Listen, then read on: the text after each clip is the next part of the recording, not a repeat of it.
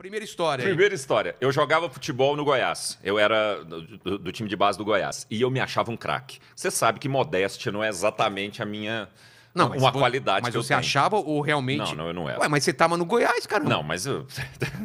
mas a base é um funil que depois fica muito estreito. Você não tem noção de tanto perna de pau. Se você acha, por exemplo, o fulano do meu time é perna de pau. Cara, ele era o craque da base, velho. Ah, é? É.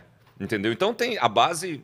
O cara que, quando vai pro profissional, ele já passou por peneira. Peneira, mesmo, treino. Ele vem treinando desde os 12 anos de idade. E o que é pior, a gente, por exemplo, eu chegava numa pelada, eu jogava bem pra caramba. E aí você acha que você... É claro, na pelada você desequilibra. Mas lá no profissional a conversa é outra. Eu treinava lá e eu me achava muito bom. Que posição? Só que eu meia esquerda. Tá. Só que eu era reserva e a grande maioria das vezes eu nem era chamado para o jogo. Na época eram 18 que eram chamados, a base tinha quase 40 meninos. Caramba. Então 18 eram chamados para o jogo, a maioria das vezes eu não era chamado. Quando eu era, ia para o banco. Então não tinha vez, hora nenhuma. E o lateral esquerdo chamava Sil Farley. Nunca esqueci o Sil Farley, não sei o que é feito. Sil Farley, olha que nome de lateral esquerdo maravilhoso. Sil Farley pela ponta. Sil Farley domina. E aí o Sil Farley, eu falava para Sil Farley. Eu falava, Sil Farley, você é o novo Roberto Carlos. Por quê? Porque eu achava que Sil Farley chutava era pra caralho. Ele chutava, cruzava como ninguém, corria pra caramba, um fôlego... Peraí, estamos falando do Roberto Carlos jogador. Jogador, é. Porque o não corre legal. Não ia ser meio manco, né? Tal. Aí o Sil Farley, eu falava, Sil Farley... Olha pra você ver como a minha visão de futebol era distorcida.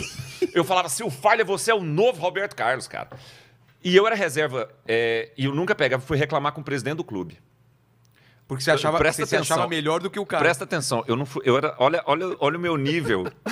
eu não fui reclamar com o treinador, eu fui reclamar com o presidente do Goiás.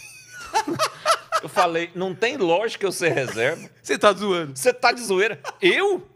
Habilidoso? Bonitinho, ó. Tô aqui pronto pra dar uma entrevista. Entendeu? Corro bem. Batalho pela bola. Você já se imaginava estando lá fazendo o gol do título. Cada banho meu era uma entrevista pós-Copa. Entendeu? Para cada banho que eu tomava, eu dava uma entrevista pra Globo, agradecendo minha família pela Copa do Mundo. Professor, eu queria muito agradecer, porque as pessoas que acreditaram em mim, cada banho era uma entrevista diferente que eu dava. Aí, eu fui reclamar que... Eu falei, olha a falta de ética do sujeito que vai reclamar com o presidente do clube e ainda fala assim, o cara que é titular é lento, não é bom igual eu, que ele não tem a habilidade que eu tenho, talvez ele chute melhor. Esse titular era o Danilo. O Danilo do Corinthians, o Zidanilo. Você tá zoando. Eu juro pra você. O quê? Você falou, você poderia... Eu achava que eu era melhor que o Danilo. Pior, você poderia ter destruído a carreira de um dos maiores ídolos do Corinthians. Cara, um cara que foi campeão mundial pelo São Paulo e pelo Corinthians. É, só isso. Só. E eu achava que eu era melhor que ele. Eu não sabia dessa história, velho. Eu fui terceiro reserva do Danilo. E eu achava de uma injustiça. E o presidente falou o quê pra você? Cara, eu não lembro direito, mas eu acho que no fundo ele só deve ter feito assim. Esse cara tá de brincadeira comigo, sabe? Porque é muita cara de pau. Eu acho. Mas, cara, deve ser uma coisa normal, né? Ele falou, mais Sim, um. lá vem o moleque pedante, achando que é melhor que o Danilo. Você era reserva do Danilo. Eu era terceiro reserva do Danilo. Ah, tinha um cara ainda pra você. Tinha um cara na fila Você ainda. queria pular à frente desse cara. Eu queria... Não. Mas você chegou a ser titular? Alguém machucou? Não, nunca.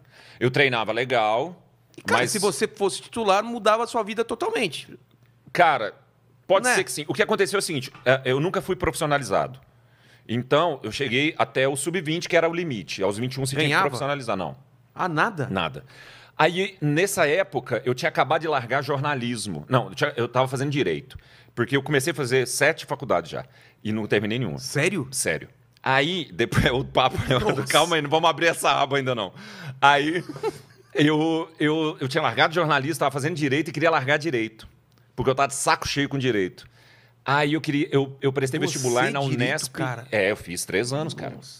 Aí eu prestei vestibular aos 21 ali e fui fazer Unesp, em Bauru. Tem nada a ver com Goiânia. E eu não conhecia Bauru, era uma cidade que eu só fui morar, assim... Depois eu me apaixonei por Bauru. Hoje é uma cidade que eu tenho paixão por ela, mas na época eu não sabia o que era. E eu fui para Bauru. Quando cheguei lá, tem o Noroeste de Bauru.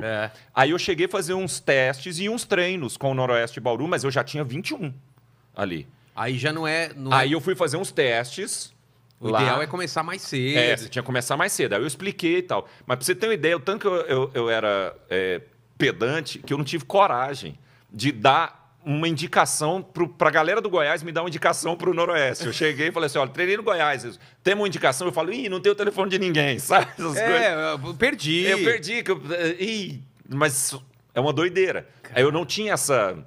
Aí eu fiz uns testes no Noroeste, mas lá a faculdade também era de manhã e de tarde, não tinha condição.